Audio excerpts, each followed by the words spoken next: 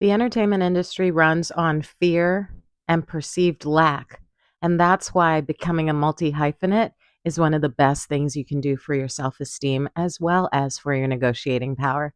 If you're new here, my name is Zakia Young, your favorite suburban black girl. And y'all, yes, I am still wrapped in this blanket because we had a show yesterday.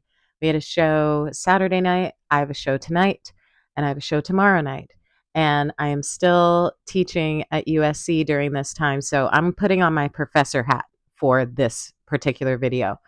Um, what I've always known about the industry is that there is this fear that permeates the industry. You can feel it in the audition room. You can feel it during rehearsals. Sometimes you can feel it during performances. If you know your worth from jump, it can be a challenge because there is this notion that when you come into the industry, you should just immediately be grateful. And while gratitude is very important and essential, what I also want to point out is that you don't have to come in shuffling and bowing.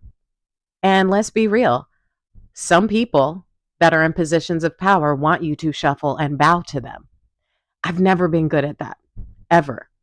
It's just not in me. For some reason, when it comes to career stuff, I'm not good at that. But then when it came to dating, well, you have to come to the show and, you'll learn more about that.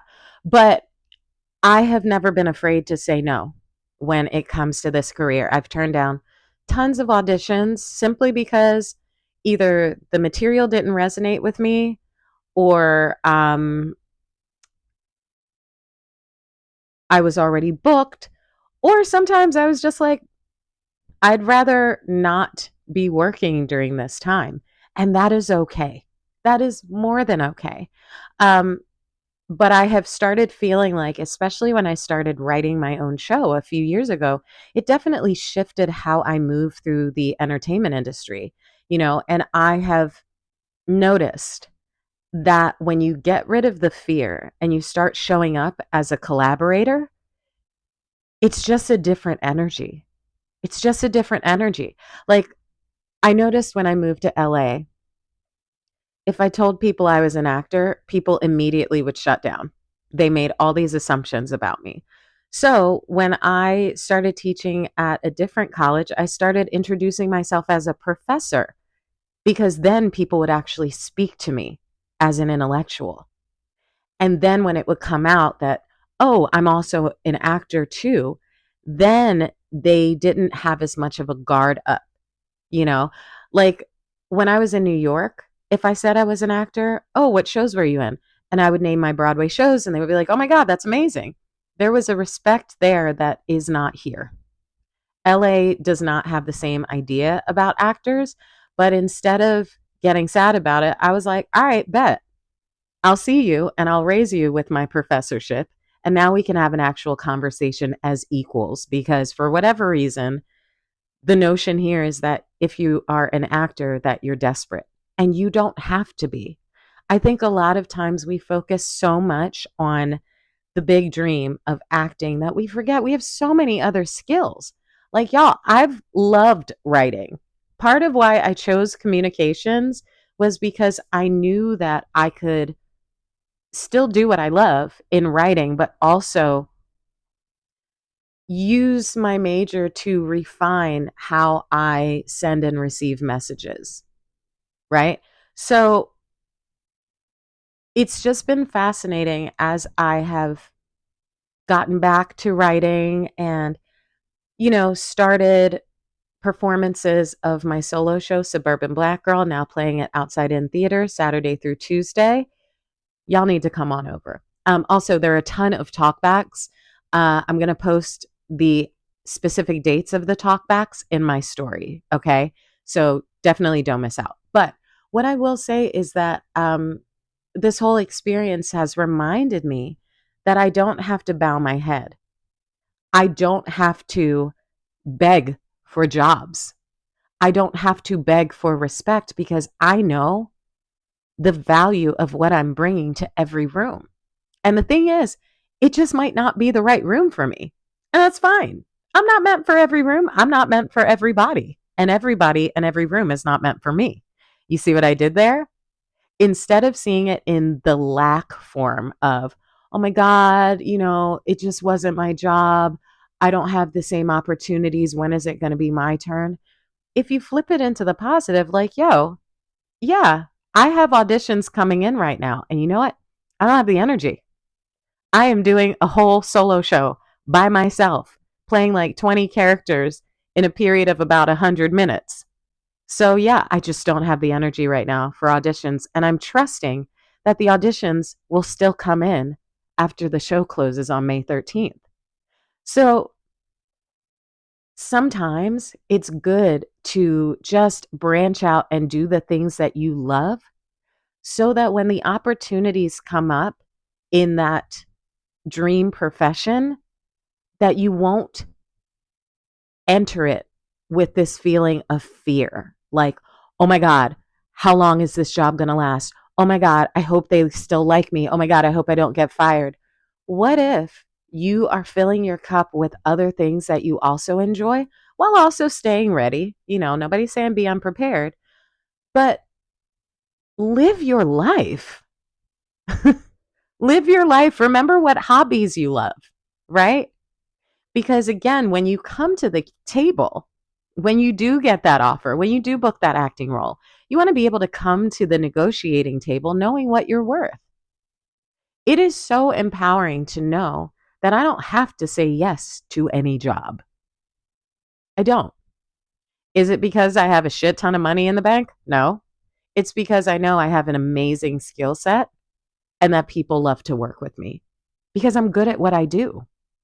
So, just my tip for surviving, because right now it's a scary time in the industry. The strikes, LA is still rebuilding from those strikes. A lot of productions are leaving Los Angeles. And it is a time where a lot of people are just deciding whether or not they're going to stick with it. And the biggest thing I can recommend is get back into your hobbies. You know, if you have been told you should write, start writing.